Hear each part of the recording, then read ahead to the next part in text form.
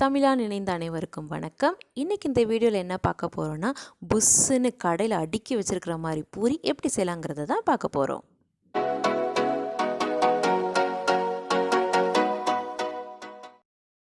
இப்போ புஷ்ஷுன்னு பூரி செய்கிறதுக்கு தேவையான பொருட்கள் என்னங்கிறத பார்த்துடலாமா? ஃபஸ்ட்டு நம்ம எடுத்துக்க போகிறது 1/2 கிலோ கோதுமை மாவு. கடைங்கள்லாம் மைதா யூஸ் பண்ணுவாங்க, நான் இங்கே மைதா யூஸ் பண்ண மாட்டேன். ஸோ கோதுமை மாவு, அதுக்கப்புறம் ரவை வந்து 2 ஸ்பூன் எடுத்துக்கோங்க. அதுக்கப்புறம் சர்க்கரை 1 ஸ்பூனு. என்னடா இது பூரின்னு சொல்லிட்டு ரவை சர்க்கரைங்கிறாளேன்னு பார்க்குறீங்களா? சொல்கிறேன்லாம். ஸோ அப்புறம் தேவையான உப்பு, அப்புறம் நெய். நீங்கள் நெய்க்கு பதிலாக எண்ணெய் கூட எடுத்துக்கலாம். எண்ணெய்னா தேங்காய் எண்ணெயோ கடலை எண்ணெயோ ஊற்றுனீங்கன்னா அந்த ஸ்மெல் வரும், ஃப்ளேவரோட ஸ்மெல்லு. அதனால் நான் வந்து இங்கே நெய் எடுத்திருக்கேன். இதெல்லாம் தான் தேவையான பொருட்கள் பார்த்தாச்சு. இப்போ இந்த புசுன்னு பூரி வரத்துக்கு மாவை எப்படி பிசையலாங்கிறத பார்த்துடலாம். எல்லோரும் சொல்கிறத நானும் சொல்கிறேன். மாவு பிணையறதுக்கு ஃபஸ்ட்டு ஒரு மிக்சிங் பவுல் எடுத்துக்கோங்க. அதுக்கப்புறம் எடுத்து வச்சுருக்கிற நம்ம 1/2 கிலோ கோதுமை மாவை, மெயின் இன்க்ரீடியன்ட் ஹீரோ அவர் தான், அதை போட்டுட்டு தேவையான அளவு உப்பு. என்னடா இவ திரும்ப உப்பு போட்டுட்ருக்காளேன்னு பார்க்காதீங்க, நான் கொஞ்சம் கொஞ்சமாக எடுத்து போட்டேன்னா, ஆனால் கரெக்டாக தான் இருந்துச்சு உப்பு. ஸோ தேவையான அளவு உப்பு போட்டுட்டு நம்ம எடுத்து வச்சுருக்க 2 ஸ்பூனு ரவை எதுக்கு போடுறோம் அப்படின்னா, அந்த மொறுமொறுப்பு கொடுக்கும். அதுக்கப்புறம் எடுத்து வச்சுருக்க சர்க்கரை, அதையும் போட்டுட்டு, எதுக்காக சர்க்கரை போடுறோம் அப்படின்னா, அது கொஞ்சம் கலர் கொடுக்கும். அது பொரிஞ்சு வரப்போ ஒரு கலர் கொடுக்கும். நான் முன்னாடி சொல்லியிருந்தேன்ல எதுக்காக இதெல்லாம் நம்ம ஆட் பண்ணுறோன்னு சொல்கிறேன்னு, அதுக்காக இப்போ நான் சொல்லிடுறேன், மறக்காமல் சொல்லிடுறேன். ஸோ இப்போ எல்லாத்தையும் போட்டுட்டு நல்லா கிளறி விட்டுருங்க. அந்த ரவையும் சர்க்கரையும் எல்லாத்துலேயும் நல்லா மிக்ஸ் ஆகிக்கணும். அது வரைக்கும் நல்லா போட்டு ஈக்குவலாக நல்லா கிளறி விட்டுக்கணும். அதுக்கப்புறம் என்ன பண்ணணும், தண்ணி ஊற்றணும். தண்ணினா இந்த மாவுக்கு தேவையான தண்ணியை பொதான்னு அப்படியே ஊற்றிடக்கூடாது. இத்தினோண்டாக கொஞ்சம் கொஞ்சமாக தெளித்து ஊற்றணும். ஃபஸ்ட்டு கொஞ்சம் தண்ணி ஊற்றிருக்கேன், அப்படியே பரட்டி விட்றேன். இன்னும் கொஞ்சம் தண்ணி தெளித்து விட்றேன், அப்படியே திரும்ப பரட்டி விட்றேன். அப்போ என்ன ஆகும்னா, அந்த தண்ணி போய் எல்லா மாவுலேயும் ஈக்குவலாக போய் ஒட்டிக்கும். அந்த மாய்ஸ்சர்னுவாங்கள்ல, அந்த மாய்ஸ்சர் வந்து அந்த மாவு ஃபுல்லாக நல்லா அப்படியே கிளறி வரணும். அடியில் மட்டும் மாவாக இருந்துட்டு மேலே மட்டும் அந்த ஈரப்பதத்தோடு இருக்கக்கூடாது. அதுக்காக அப்படியே கொஞ்சம் கொஞ்சமாக தெளித்து விட்டு அப்படியே கிளறி விட்றேன். இப்போ பாருங்கள், நல்லா கிளறிட்டேன். இன்னும் கொஞ்சம் தண்ணி தேவைப்படுது. அதுக்கான தண்ணியை இப்போ தேவைப்படுற தண்ணியை ஊற்றிட்டு திரும்ப அப்படியே பெசரி விட்றேன். இப்போ பார்த்திங்கன்னா ஈக்குவலாக அந்த மாய்ஸ்சர் வந்து எல்லா மாவுலேயும் பட்டிருக்கும். பட்டதுக்கப்புறம் பாருங்கள், இப்போ என்னென்னா, சப்பாத்தி மாவோ இல்லை பூரி மாவோ பிணையிறதுல 2 டெக்னிக் இருக்குது. சப்பாத்தி மாவு கொஞ்சம் இலகலாக பிணையணும், டைட்டாக பிணையக்கூடாது. பூரியை பொறுத்த வரைக்கும் நம்ம டைட்டாக பிணையணும். இப்போ பாருங்கள், அதே மாதிரி இந்த தம் ஃபிங்கர் இருக்குல்ல, கட்டவரில் வச்சு அப்படியே மாவை உள்ளே வச்சு அமுக்கணும்.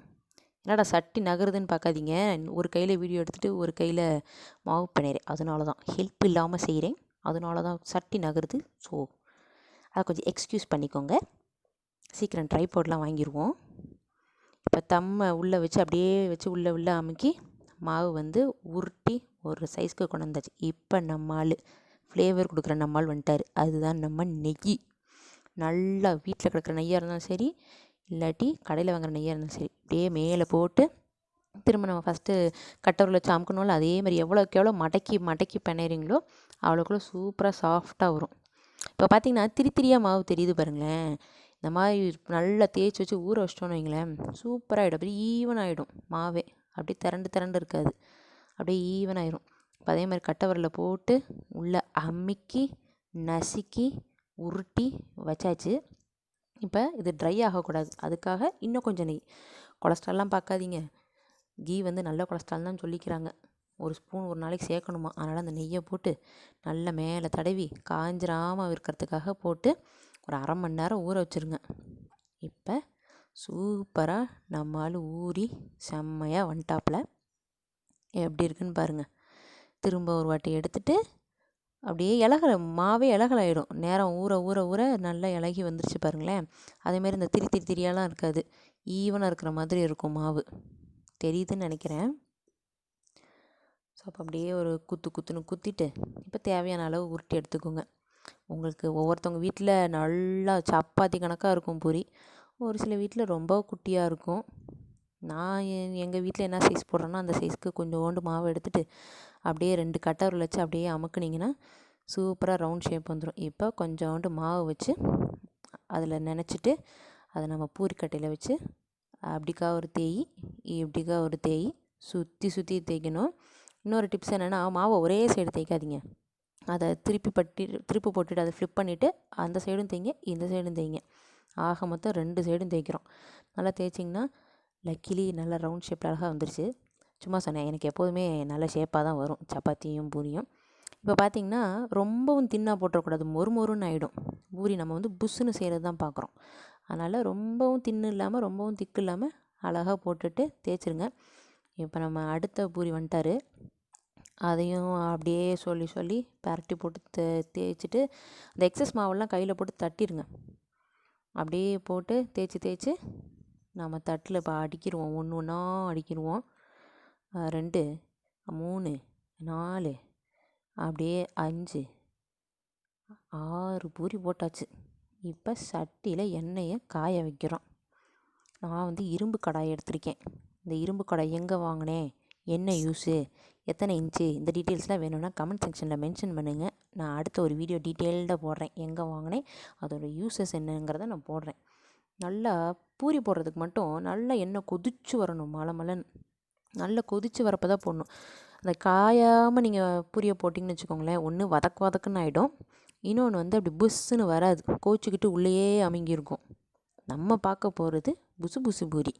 அதனால் புஷ்ஷுன்னு வரணும்னா எண்ணெய் நல்லா காயணும். ஆக மொத்தம் அப்படியே போட்டு பெரட்டி ஒரு சைடு நீங்கள் திருப்பிட்டிங்கன்னா திரும்ப இன்னொரு சைடு திருப்பக்கூடாது. இப்போ வந்து ஒரு சைடு நான் பெரட்டி எடுத்துட்டேன்னா திரும்ப இன்னொரு சைடு திருப்பக்கூடாது. ஒரு சைடு ஒரு வாட்டி தான் வேகணும் எண்ணெயில், இல்லாட்டி அது கோச்சிக்கும். இப்போ எண்ணெயை நல்லா வடிகட்டிட்டு அப்படிக்கா ஒரு பூரி எடுத்து வச்சிடலாம். இப்போ நம்ம தேய்ச்சி வச்ச இன்னொரு பூரி எடுத்து அதுக்குள்ளே போட்டு திரும்ப அதே மாதிரி கொதித்த எண்ணெயில் அப்படியே படான்னு பொங்கி முட்டை வருது பாருங்கள். அப்படியே அமுக்கி விடுங்க, கரண்டியை வச்சு அமுக்கி விட்டிங்கன்னா அழகாக அது புஷ்ஷுன்னு வரும். நம்ம குழந்தைங்களுக்குலாம் புஷ்ஷுன்னு இருந்தால் தானே பூரின்னு நம்புகிறாங்க, இல்லாட்டி அதை சப்பாத்தின்னு நினச்சிட்றாங்க. என்ன செய்கிறது?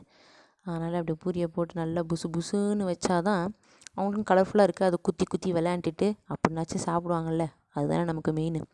இதில் நீங்கள் சத்து மாவு சேர்த்துக்கலாம், பீட்ரூட் போட்டுக்கலாம். அந்த மாதிரி உங்களுக்கு டிஷ்ஷஸ் வேணும்னா கமெண்ட் செக்ஷனில் மென்ஷன் பண்ணுங்கள், அடுத்த பூரி நான் போடுறேன். இப்போ நம்ம கலர்ஃபுல் புசு பூரி ரெடி ஆகிட்டாப்புல, செம்மையாக இருக்குது பார்த்தீங்களா? ஸோ இதை ட்ரை பண்ணுங்கள், பிடிச்சிருந்தா லைக் பண்ணுங்கள், ஷேர் பண்ணுங்கள், சப்ஸ்கிரைப் பண்ணுங்கள். தமிழால் இணைந்திருப்போம். வணக்கம்.